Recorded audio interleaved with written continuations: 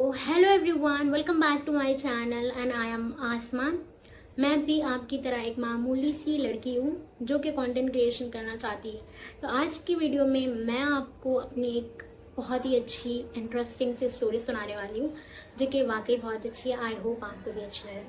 तो let's start my video. So in my 6th grade, जब मैं 6th ग्रेड में थी अपने, तो मुझे पढ़ाई बचपन से ही पढ़ाई से उतनी खासी अच्छा नहीं लगता था पढ़ना, और ना मैं पढ़ाई में बहुत अच्छी थी। मेरे ग्रेड्स एवरेज से भी कम आते थे।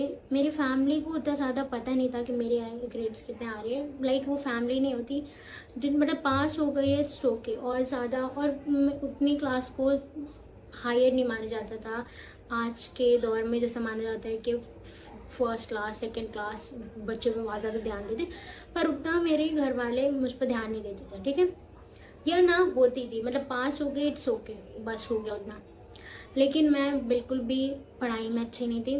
मेरी टीचर के सामने भी इमेज ज़ीरो थी। मुझे स्कूल जाना बिल्कुल नहीं पसंद था। मैं अपने दिल पे पत्थर रख के रोज़ स्कूल जाती थी, और उसमें भी मैं टीचर से बहुत दफ़ा मैंने डांट भी खाई है, मार भी खाई है। होमवर्क के लिए एब्सेंटी की वजह से मैं बहुत छुट्टियां करती थी, क्योंकि बोल तो रही हूँ मुझे बिल्कुल पसंद नहीं था। और लॉकडाउन 6 में लगा था, मेरे 7th और 8th लॉकडाउन में थे, क्योंकि इंडिया में लॉकडाउन लगा था 2-2.5 साल के लिए।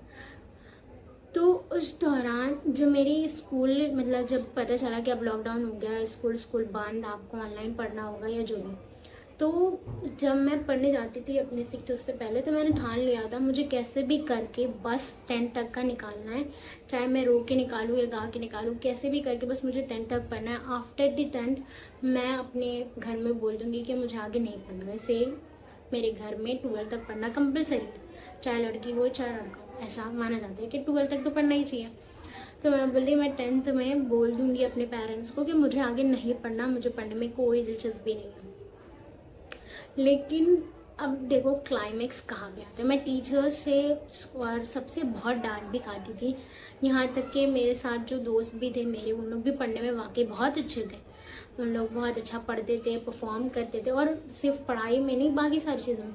कुछ लोग होते हैं जो सिर्फ पढ़ाई मतलब कुछ लोग होते हैं जो और चीज़ में अच्छे नहीं होते पर पढ़ाई में होते। ना मैं बाकी चीज़ों में अच्छी थी और ना मैं पढ़ाई में अच्छी थी।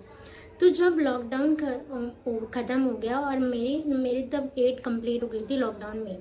अब लॉकडाउन में तो मेरे स्कूल वालों ने बिना उसके एग्ज़ाम लेके बस पास करा दिया, ऑनलाइन टेस्ट वगैरह लेके। लेकिन जब मेरी 9th में स्कूल ओपन हुई, देन आई डोंट नो मेरी लाइफ का क्या चेंज मोमेंट आया या क्या हुआ मुझे नहीं पता। मुझे पढ़ना बहुत अच्छा लगता था, अच्छा लगने लगा, लगता था अच्छा लगने लगा।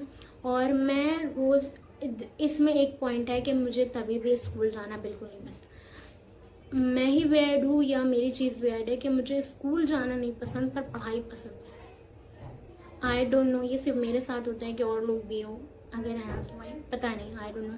ये मुझे लगता है कि सिर्फ मेरे साथ ही होता है। तो जब मेरी 9th स्टार्ट हुई तो मैं फिर पढ़ने लग गई।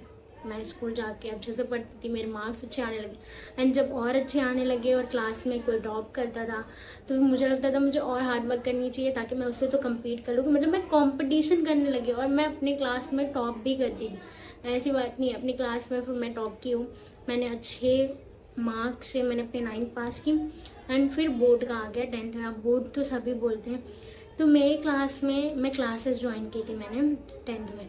तो मेरे सर बोलते थे कि 90 लाना इट वॉज लाइक, मतलब अगर कोई 90 लाता है ना तो समझो। तो मुझे उस टाइम लगता था कि लगता 90 लाना बहुत ही मुश्किल काम है किसी लिए, और मैं ठहरी तो एवरेज।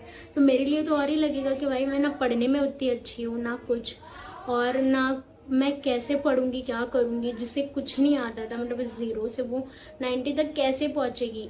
मतलब मैंने 9th में अच्छा खासा पढ़ा, मुझे समझ में आया कैसे पढ़ना है क्या नहीं। मैंने अपनी 10th की प्रिपरेशन पूरी अच्छे से की, और मेरा बस यही गोल था कि मैंने बहुत मेहनत की कि मुझे 90 लाना है। एंड अनफॉर्चुनेटली या थैंक गॉड, अनफॉर्चुनेटली नहीं कैसे, मेरे 89% आए 10th में। लिटरली तुम सोच रहे हो जो बंदी मतलब बिलो एवरेज, मतलब एवरेज से भी बिलो थी, जिसे पढ़ना तो बिल्कुल नहीं था, उसने 89% अपने 10th में स्कोर किया, और वो भी मैंने अपने स्कूल में 3rd रैंक भी लाई थी पूरी, और टॉप भी किया था, मेरी रैंक 3rd आई। देन अभी यहाँ पे नहीं रुकता, तो मैंने 10th के बाद उसके बाद मैंने साइंस ली, वो भी PCMB के साथ। I score well in 11th मैंने उसमें। और ऊपर से मैं बताती हूँ ये भी कि मैं जो है वो इंग्लिश मीडियम से नहीं 10th तक का पढ़ी थी, मैं उर्दू मीडियम से पढ़ी थी। उसके बाद मैं इंग्लिश मीडियम में गई, और ऑब्वियस सी बात है लैंग्वेज का बैरियर बहुत बड़ा होता है। ये कोई सिंपल सी चीज़ नहीं होती कि आप हिंदी मीडियम से इंग्लिश मीडियम में जा रहे हो या उर्दू से इंग्लिश में जा रहे हो।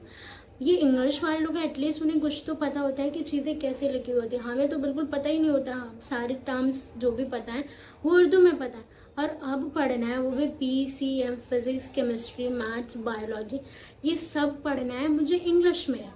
मुझे पढ़ना भी ऊपर से जो मेरा बेसिक अगर स्ट्रांग नहीं है।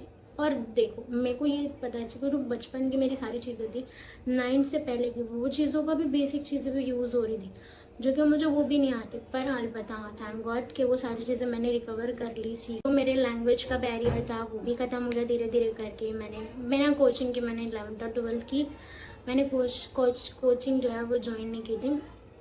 एंड हमारे यहाँ महाराष्ट्र में आफ्टर द 10th वो कॉलेज हो जाता है, जूनियर कॉलेज।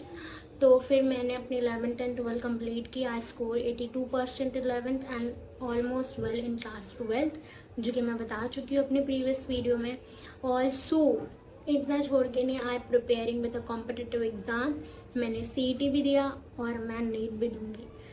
तो that's that motive which is I explain to you कि हमें कभी कभार लगता है कि जैसे हम अभी हैं कुछ साल, क्योंकि जो पहले की आसमां थी उससे तो ये इमेजिन ही नहीं होगा। जो ना पढ़ना चाह रही थी ना कुछ करना, उससे पढ़ाई छोड़नी थी लिटरली। अब वो कॉम्पिटिटिव एग्ज़ाम तक का पढ़ रही है, उसने टॉप भी कर लिया। और also I got a scholarship. सोच रही हूँ मेरी पढ़ाई से, जिस मेरे घर में मुझे किसी को स्कॉलरशिप नहीं मिली है, या स्कॉलरशिप का मुझे मतलब भी नहीं पता था कि स्कॉलरशिप जैसी चीज़ एग्जिस्ट भी करती है। तो इसे कहते हैं कि लाइफ अनएक्सपेक्टेड होती है। हमें कभी कभार लगता है कि जैसी अभी लाइफ चल रही है आने वाले वक्त में भी वैसी ही रहेगी, या कुछ सालों बाद भी मैं वैसा ही रहूँगा या रहूँगी, पर ऐसा बिल्कुल नहीं होता। एक चीज़ ये कि मेहनत, dedication and consistency, this are key. अलबत्ता ये है कि ऐसा नहीं है कि मुझे फोर्सफुली किसी ने कहा कि पढ़ पढ़ पढ़, या मेरे घर वालों ने, ऐसा कुछ नहीं। उन्हें पता भी नहीं चला, उन्हें लगता था मैं बचपन से पढ़ाई में अच्छी। पर ये ट्रूथ नहीं है, ट्रूथ तो मुझे पता है ना। मैं नहीं कह रही कि मैं बहुत अच्छी हो गई हूँ, पर हाँ ये है कि चेंजेस आए, तो ये मेरे दिली चेंजेस हैं। आप कह सकते हैं मुझे वो चीज़ करने में अच्छा भी लगता है। एंड जैसे कहते नहीं, कुछ चीज़ आपकी किसी चीज़ के लिए इमोशनली कनेक्ट हो जाती है। जैसे जो सिंगिंग करता है उसे पढ़ाई में दिलचस्पी नहीं होती, पर वो दिल से उसकी सिंगिंग अटैच होती है। मतलब अगर कोई उसे बुरा भला कहे, या जब आपकी उससे ताल ना बैठे तो आपको इमोशनली बुरा लगता है, या डांसिंग हो गई या अदर स्किल्स हो गए। तो वैसे ही मेरा पढ़ाई के साथ हो गया कि मैं नहीं पढ़ूँ, मैं अगर मुझे बुरा बोलना होता है मैं उससे बुरा बोलती हूँ। मैं कहती हूँ कि अगर कोई मेरा अपना नहीं ना तो मेरा अपना है। तो that's the thing house going. तो यही मुझे बताना था। वैसे ये स्टोरी मुझे तो बहुत इंटरेस्टिंग लगती है, मोटिवेटिंग मेरे खुद के लिए लगती है। आई डोंट नो आपके लिए है कि नहीं। तो यही है कि आपको ये बिलीव रखना चाहिए गॉड के ऊपर कि जैसा आप प्लान करते हो ज़रूर नहीं कि वैसे ही हो कभी, और चीज़ें यकीनन आप जो सोचते हो उससे बेहतर ही होती है।